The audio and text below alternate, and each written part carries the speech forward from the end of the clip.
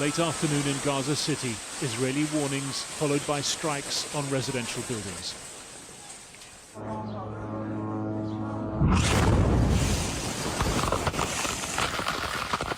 The man who recorded this survived with scratches and bruising. Earlier, an airstrike apparently without warning resulted in more serious injuries. Since yesterday, large parts of Gaza City have been under evacuation order. Israel's defense minister today telling Hamas to accept the terms of a US ceasefire proposal or be destroyed. But civilians, as so often, bearing the cost when the missiles find their targets. And this was northern Jabalia this morning. The attack here came shortly before 1 a.m. while families were sleeping. Homes turned to fragments for children to sift through in search of keepsakes from life before. People heard news about a ceasefire. Then civilians sleeping in their homes were surprised by random shelling. And here they are, cut in pieces. We have stopped calling on Arab and Muslim countries.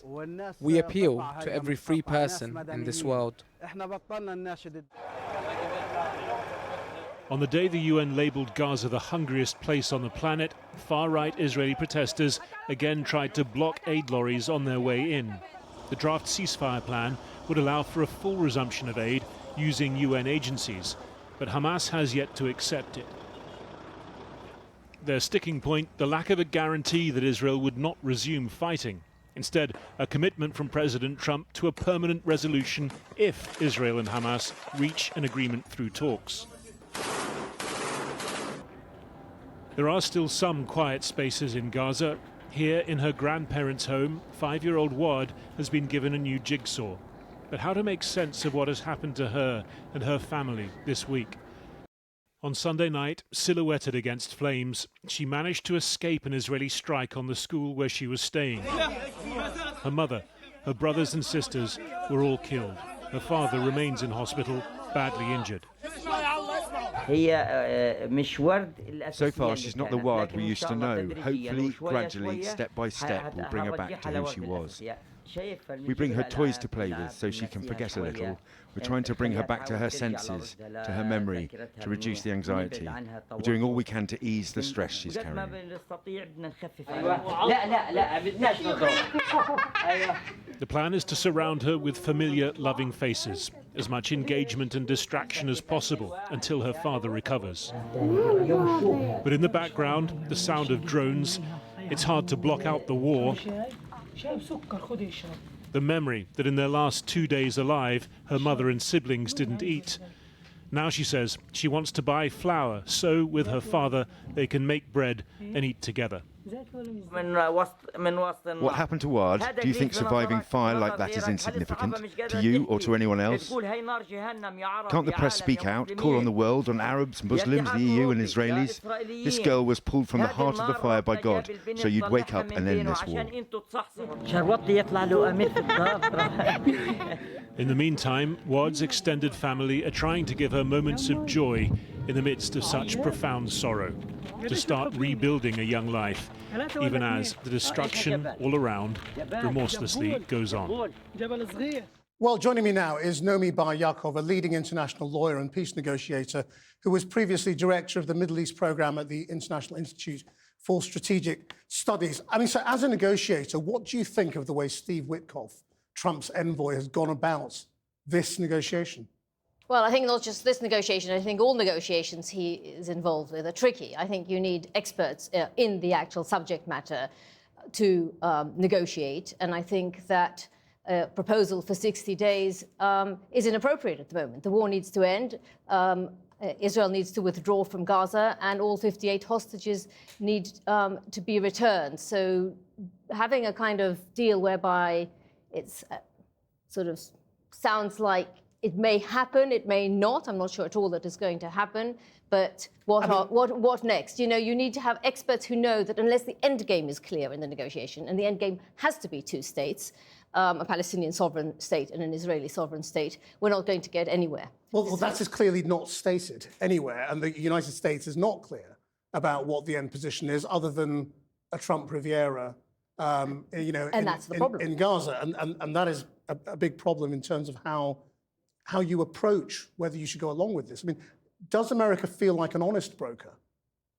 Well, America's never pretended to be impartial. America is Israel's greatest ally, and that is why the Gulf states are taking the lead role in mediation and negotiation.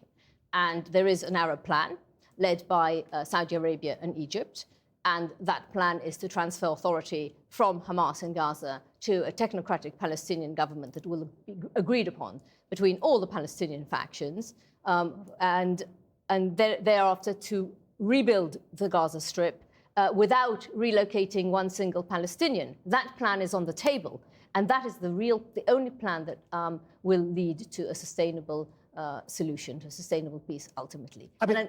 Is Hamas's apparent agreement to hand over power, technocratical power, to a new Palestinian administration enough when Israel is saying it wants to destroy Hamas? That's where it's not clear, isn't it? Does Hamas need to offer to leave? Well, what does what does destroying Hamas mean, Christian? How do you destroy a movement? It's an ideology, and who will replace Hamas? You could get somebody far, far, far more radical. It's possible. You're not going to replace one movement with a peace-loving movement with this kind of approach. The approach needs to be holistic, and it needs to look at the immediate needs, and the humanitarian situation in Gaza is beyond catastrophic, so that needs to be addressed as a matter of urgency. And then you need to build upon it, and Hamas leaders need to be given some sort of possibility to leave the Strip and hand over if we're going to get anywhere. But it's very clear they're not going to leave. They're not in control of most of the Strip at the moment. And the problem is that you're getting gangs controlling different streets. You're getting different factions, different families, and it's total chaos. And it's going to be more and more chaotic unless this is sorted out promptly. Hamas has suggested that while it decides how to respond, it is consulting other Palestinian factions. Yes. What does that mean? Who are the Palestinian factions? Well, no, there are many factions in Gaza and in the West Bank. They signed an agreement earlier on in the year in Beijing. I think there were 18 factions. And we're not, so it's not just Hamas and Fatah. It's not just, Hamas is in control of Gaza and Fatah in the West Bank. And there's also, I think the Palestinian population would like to see elections in Palestine, in all of Palestine. So that's Gaza and the West Bank. But there are lots of groups. I mean, I can name them if you like, but, the big ones are Fatah, of course, and the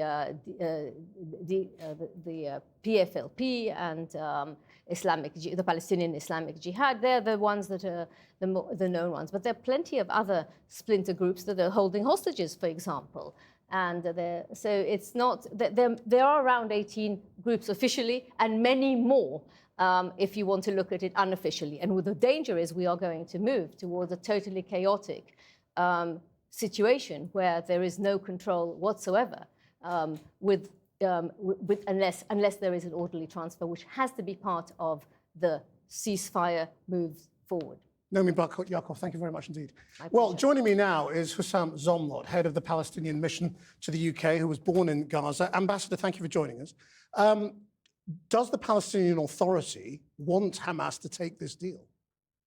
Well, what the state of Palestine and the government of the state of Palestine and the Palestinian people want is to end this genocide. We do not expect a pause of genocide. This is unheard of. Genocide must be stopped immediately, and we know how to do that. We need to exert maximum pressure, not just give lip service. The international community has a responsibility to undertake to stop this 21st century live stream genocide. So a temporary ceasefire doesn't do it? There is no war in Gaza. War happens between two armies, my friend. There is no war in Gaza. And for the last 600 days, the world has seen that this is a campaign of mass murder, mass destruction, mass starvation of an entire people. This must stop unconditionally. I mean, this is not subject. But that's not on offer, is it, right now? It must be on offer. You asked me what is our position. Yeah. We need this to stop, the genocide to end and stop permanently, not a pause for 60 days. We need to make sure that aid and food and all the basic needs are delivered unhindered immediately via the international community and the UN, not via any other mechanisms. And we need to make sure that the Gaza is rebuilt in the shortest span. There is a plan on the table. There is an Arab summit that has adopted the plan. We know what to do. We know how to link Gaza with the West Bank under one political system. And we know how to make sure that the Netanyahu plan of mass transfer is faced by all of us, is challenged by all of us. And I've just seen your report that about the groups who blocked the aid, calling them extreme. I'm hearing lots of the conversations as if Netanyahu is the problem. Netanyahu is the product of an Israeli society, by and large, that have shifted to the right. And now, collectively, as an international community, we need to think what to do, what actions to be. We've also reported this week about opposition within Israel to what's going on. Good, and it's growing. But we need to help this opposition by making sure that the right actions are taken. Full arms embargo now. We are hearing lots from London, from Paris, about possible action. We need it now. People are dying by the hundreds. Well, do you think things are shifting in Europe? I mean, we're hearing a slight increase in the language. Discourse, yes. Rhetoric, yes. But the actions that have been taken so far are by far not enough to stop a genocide that are transmitted to our screens every day. It's not talks of trade that needs to be suspended. It is trade altogether that must be suspended. The UK and the US and other Western powers are still sending weapons to a country that is committing genocide and now standing trial at the ICJ. That's the highest world court for the crime of genocide. There are sanctions that need to be imposed not on individual settlers or some organizations, but on the entire ecosystem of the settlement enterprise and the state that sponsors them. There is a list of things, including the immediate recognition of the state of Palestine. I still hear some Western politicians, including UK ministers, who still saying this risks, listen to this, even the foreign secretary yesterday in an interview, what Israel is doing in Gaza risks violating international law. Seriously?